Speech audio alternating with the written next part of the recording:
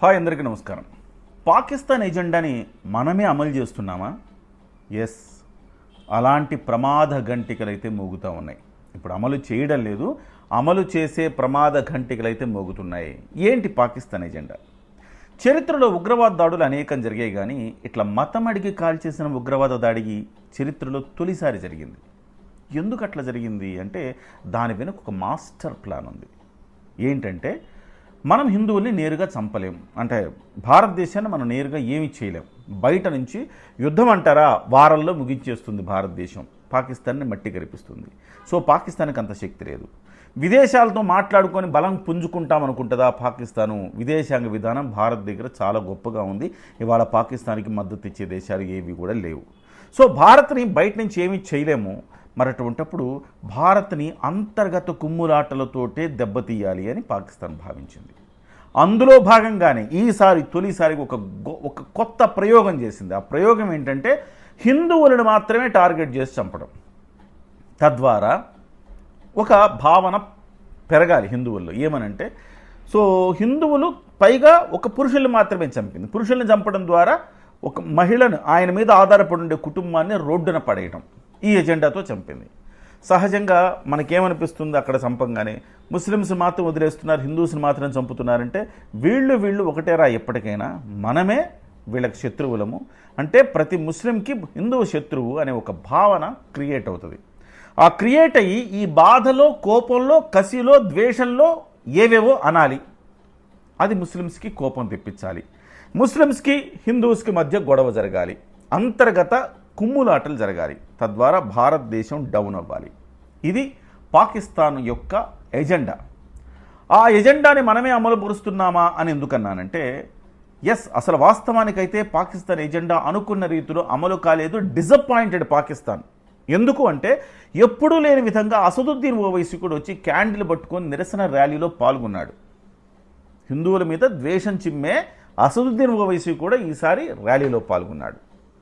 ఒక ముఖ్యమంత్రి, కాంగ్రెస్ పార్టీ ముఖ్యమంత్రి ఊహించని రీతిలో మాట్లాడాడు.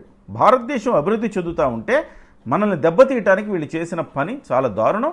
మనం పాక్ ఆక్రమిత కాశ్మీర్ను కూడా మనం స్వాధీనం చేసుకోవాలి, దానికోసం మోదీ గారికి మద్దతుగా నిలుస్తామని తెలంగాణ ముఖ్యమంత్రి, కాంగ్రెస్ ముఖ్యమంత్రి రేవంత్ రెడ్డి గారు అంటాం. ఇక్కడ చాలా సంచలనమైన అంశం.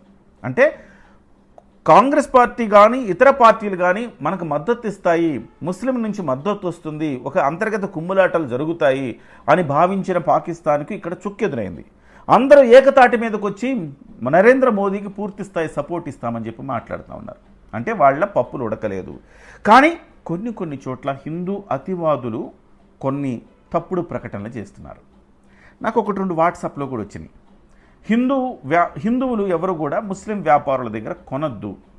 ఎందుకు అంటే ముస్లిం వ్యాపారుల దగ్గర కొని వాళ్ళకి ఆర్థికంగా వాళ్ళని బలోపేతం చేస్తే వాళ్ళు ఆ డబ్బులు ఉగ్రవాదులకు కూడా వాళ్ళు పంచుతారు, ఉగ్రవాదాన్ని ప్రోత్సహిస్తారు. కాబట్టి ఇలాంటి వాదన ఒకళ్ళిద్దరు చేస్తూ ఉన్నారు. చాలా ప్రమాదకరమైన వాదన అండి ఇది. సో ఈ వాదన నుంచి వెంటనే విరమించుకోవాలి. ఎందుకంటే సాటి ముస్లింలు, మనతో పాటు సోదర ముస్లింలు అందరూ టెర్రరిస్టులకి మద్దతు ఇచ్చేవాళ్ళు ఉండరు. సో వాళ్ళలో ఒక 90% భారతీయ దేశభక్తి, భారతీయ ఆత్మ కలిగిన వాళ్ళే ఉంటారు. ఈ మట్టిలో పుట్టాం, ఈ మట్టిలోనే కలిసిపోతాం, భారతదేశం నాది, నా తల్లి భరతమాత అనుకునే ముస్లిమ్స్ చాలా వరకు మెజారిటీ ఉంటారు. 90 కాకపోతే 80 వేసుకోండి. సో మనం చేసే చర్యల వల్ల, ఆ 10% మీద ద్వేషంతో మనం చేసే చర్యల వల్ల 80-90% మంది హర్ట్ అయ్యే అవకాశం లేదా? సో పాకిస్తాన్ ఇదే కదా మన నుంచి కోరుకుంటుంది. పాకిస్తాన్ ఏం చెప్తోంది? ఇది మేం చేసిన దాడి కాదు, భారతదేశంలో ఎప్పటి నుంచో హిందూ ముస్లిం గొడవలు ఉన్నాయి, ఆ గొడవల్లో జరిగిన ఒక దాడి తప్ప ఇది మాకు సంబంధం లేదు అని చెప్తుంది. ఇవాళ మనం కూడా నిజంగా హిందూ ముస్లింలు గొడవ పడితే పాకిస్తాన్ వాడి ఎజెండాను మనం అమలు చేసినట్టు కాదా? ఒకసారి క్లియర్గా ఆలోచించాలి మనం. సో చాలామంది అనుకోవచ్చు, చాలామంది చూడండి వందే మాత్రం పాడమన్నా పాడరు, జాతీయ జెండా పెట్టుకోమంటే పెట్టుకోరు, అలాంటి వాళ్ళు కూడా ఉన్నారంటే అలాంటి వాళ్ళు ఉన్నారు. డెఫినెట్గా కాదనేది ఏం లేదు. ఒక 10%, 20% ముస్లింలో ఉన్నారు అలాంటి వాళ్ళు. అలాంటి వాళ్ళు ఉన్నారని 80% మనం దూరం చేసుకుంటామా అంట. ఆ మాటకు వస్తే హిందువుల్లో లేరా? ఒక అరుంధతి రాయ్, ఒక మమతా బెనర్జీ, ఒక ప్రకాష్ రాజు, ఒక సిద్ధారామయ్య, ఒక సాయి పల్లవి, వీళ్ళందరూ ఏం చేస్తున్నారు? దేశ సార్వభౌమత్వానికి మచ్చ తెచ్చే మాటలు మాట్లాడుతున్నారు. సాక్షాత్తు పాకిస్తాన్ టీవీ డిబేట్లో మనకు పాకిస్తాన్కి మద్దతు ఇచ్చేవాళ్ళు చాలామంది ఉన్నారు. ఒక అరుంధతి రాయ్ ఉంది, ఒక మమతా బెనర్జీ ఉంది, ఒక ఎస్పీ సమాజ్వాదీ పార్టీ ఉంది, ఈ కాంగ్రెస్ పార్టీ ఉంది. ఇలా మాట్లాడారు ఆయన. అంటే అర్థం ఏంటి? ఇక నరేంద్ర మోదీ మాత్రమే మనకు అడ్డము, ఆయన లేకపోతే ఖచ్చితంగా కాశ్మీర్ మనం వశం చేసుకోవచ్చు అన్న రీతిలో మాట్లాడారు పాకిస్తాన్ టీవీ చర్చల్లో. అంటే ఈ అరుంధతి రాయి, మమతా బెనర్జీ ఏం చేసింది చూడండి. చివరికి హిందువులు అక్కడ వలస అంటే వాళ్ళు శరణార్థులుగా మిగిలాల్సిన దుస్థితిలోకి నెట్టివేసింది మమతా బెనర్జీ. సో ఇవాళ హిందువుల్లో కూడా అలాంటి వాళ్ళు ఒక 10% 20% ఉన్నారు. పైగా అత్యంత డేంజర్ ఏంటంటే, ఒక ప్రవీణ్ పగడాల మన గురించి వ్యతిరేకంగా మాట్లాడితే మనం వాడు ఎలాంటి వాడో మనం తెలుసుకోగలుగుతాం, ఎందుకంటే క్రిస్టియన్ కాబట్టి మాట్లాడాడు. అజయ్ పాస్టర్ మాట్లాడితే క్రిస్టియన్ కాబట్టి మాట్లాడారు. అలాగే ఇంకెవరైనా హర్ష కుమార్ మాట్లాడితే దాన్ని అర్థం చేసుకోగలం. ఇలాగ అనేక మంది మాట్లాడితే మనం అర్థం చేసుకోగలం, కానీ నిజమైన హిందూ వేషల్లో ఉండేవాళ్ళు మాట్లాడితే మాత్రం మనం అర్థం చేసుకోలేము. గంజాయి మొక్క లాంటి ఒక తులసి మొక్క, ఒక తులసి పేరు పెట్టుకున్న గంజాయి మొక్క, అలాగే ప్రశ్నిస్తామని చెప్తున్న మరొక సంఘ విద్రోహ శక్తి, ఇలాంటి వాళ్ళందరూ సమాజానికి మరింత ద్రోహం చేసేవాళ్ళే. సో హిందువుల్లో కూడా అలాంటి వాళ్ళు ఉన్నారు. కాబట్టి ముస్లింలోనే ఉన్నారు కాబట్టి ముస్లిం మనం హేట్ చేయాలి, ద్వేషంతో ఉండాలి అంటే తప్పది. హిందువుల్లో ఉన్నారు, క్రిస్టియన్లో ఉన్నారు, ముస్లింల్లో ఉన్నారు. ప్రతి చోట కూడా ఇలాంటి దేశానికి హాని కలిగించే భావనలు కలిగిన, భావజాలం కలిగిన వాళ్ళు ఉన్నారు. వాళ్ళందరినీ కూడా మనం ట్రీట్మెంట్ ఇవ్వాలి, అంతే తప్ప అందులో మనం మొత్తాన్ని చూసి ఒక జాతినే మనం ద్వేషించడం అనేది చాలా ప్రమాదకరమైన అంశం. కాబట్టి పాకిస్తాన్ ఎజెండా అమలు కాకూడదంటే హిందూ, ముస్లిం, క్రిస్టియన్ భాయ్ అన్నట్టుగా అందరూ కలిసి మెలిసి ఉండాలి.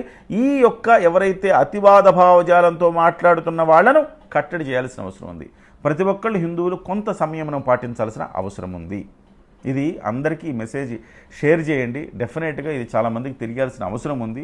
అనవసరంగా మనము వాళ్ళల్లో ద్వేషభావాన్ని, ఒక ముస్లిము ఒక వ్యాపారం చేసుకుంటున్నాడు అనుకోండి, మనమేం కొనకపోతే వాడి వ్యాపారం దెబ్బతింటే, వాడి ఉపాధి పోతే వాడికి ద్వేషం కలుగుతుంది మన మీద.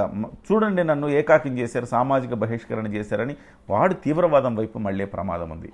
సో పాకిస్తాన్కి కావాల్సింది అదే. ఆ ఎజెండాని మనం అమలు చేయకూడదు. సాటి సోదరులను అందరం కూడా కలిసిమెలిసి ఉండాలన్న ఒక మెసేజ్ని మీరు అన్ని చోట్లకు తీసుకెళ్ళాలి.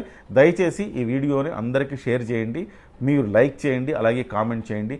దయచేసి సబ్స్క్రైబ్ చేయడం మాత్రం మర్చిపోకండి.